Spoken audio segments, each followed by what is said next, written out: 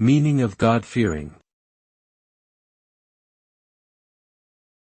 God-fearing. God-fearing.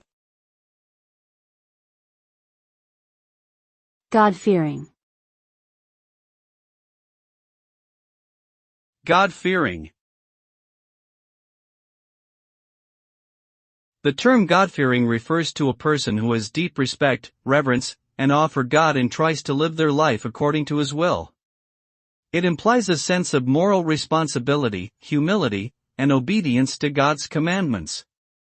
Being God-fearing provides guidance and direction to a person's life, leading them to make choices that align with their beliefs and values. It helps individuals to adhere to a righteous path and avoid immoral behavior. Overall, being God-fearing involves having a strong faith in God and striving to follow His teachings with the utmost devotion.